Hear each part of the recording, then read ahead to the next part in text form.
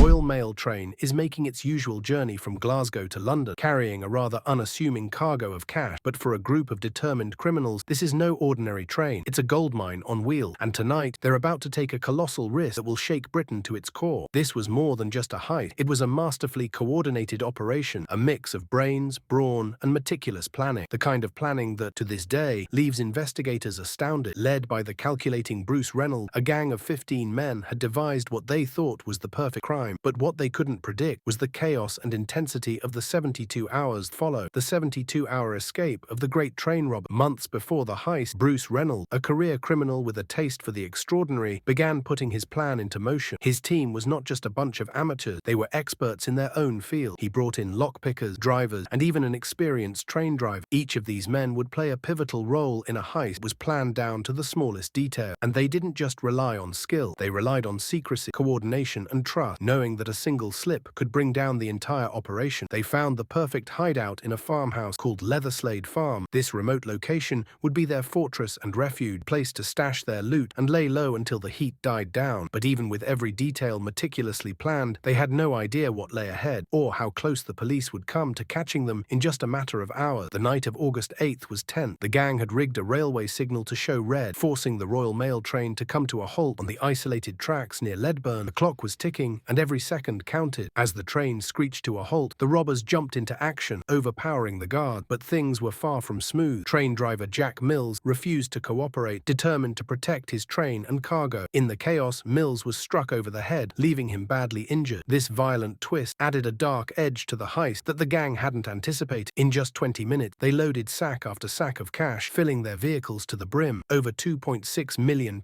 more than any of them had imagined, was now in their possession. With a few quick maneuvers, they sped away into the night, heading toward Leatherslade Farm, where they planned to lie low. But as they vanished into the countryside, the heist was already making headlines. The police were alerted almost immediately, and an unprecedented manhunt was about to unfold. At Leatherslade Farm, the robbers were at first exhilarated, celebrating their success with laughter and relief. They counted the money by lamplight, stacks of cash piling up around them. But the farmhouse, though remote, was far from safe. Each gang member knew the danger they faced. The police were on high alert, and the hunt had already begun. The plan was simple: stay at the farmhouse for a few days, avoid all outside contact, and then slip away in small groups. But fear started to creep in. Would the farmhouse truly keep them hidden from the authorities? The gang had promised to stay low, but as time ticked by, nervousness got the better of them. They argued over when to leave and how to avoid attention. In their haste, they made a series of careless mistakes. The British public was enthralled. In a country where large-scale heists were practically unheard of, the scale of the crime was staggering. Law enforcement scrambled to track down leads, blocking off roads, setting up checkpoints, and interrogating anyone they thought suspicious. Detectives combed through every inch of nearby towns, and local residents reported anything unusual. The police quickly realized that this wasn't an ordinary crime. They were dealing with a well-organized and highly coordinated gang. Meanwhile, at the farmhouse, the robbers were growing restless. Police combing through nearby areas, the gang decided to scatter. They left Leatherslade Farm in small groups, taking back roads and avoiding main routes. Their plan was simple: blend into society, stay calm, and avoid detection. But there was one thing they hadn't counted on: evidence. In their rush to escape, they left behind fingerprints, cash wrappers, food scrap, and even personal items at the farmhouse. This trail would lead investigators right to them. The police discovered the robbers' hideout, Leatherslade Farm. The evidence left behind was more than enough to start piecing together the puzzle. They found fingerprints on cups and dishes, cash wrappers scattered across the floor, and even an abandoned plan map. It was a breakthrough moment. The discovery of Leatherslade Farm gave detectives exactly what they needed: names, leads, and a renewed determination. Once police identified the first few gang members, they launched a nationwide manhunt. Media outlets across Britain began splashing photos of the suspects on front pages. The criminals became public enemies overnight. They were hunted, and every move was a race against time. The police pursued the gang relentlessly. Most members were caught within a few months, unable to stay hidden from law enforcement. But for one man, Ronnie Biggs, the chase would last decades. Biggs evaded police with an international escape route that took him across Europe and to Australia, eventually landing him in Brazil, where he became one of the world's most famous fugitives. His flight from justice was a story within a story, capturing imaginations worldwide. Over the years, Biggs became a symbol of rebellion, eluding British authorities, making media appearances, and taunting law enforcement with his freedom. His life in exile made him infamous, while the legend of the Great Train Robbery grew. It was a tale that became bigger than the heist itself, spawning films, books, and debate that continue to this day. The Great Train Robbery remains one of the most sensational heists in history. Its 72-hour escape tested the gang's wit, their their courage, and their ability to stay cool under pressure. But for all their planning, they underestimated the consequences of a single mistake. What started as an extraordinary heist ended in a police victory, but the story lives on, a story of greed, risk, and ultimately the price of pushing the law too far. Thanks for joining us on this journey into one of history's greatest heists. If you enjoyed this video, don't forget to like, subscribe, and stay tuned for more stories that bring the past to life.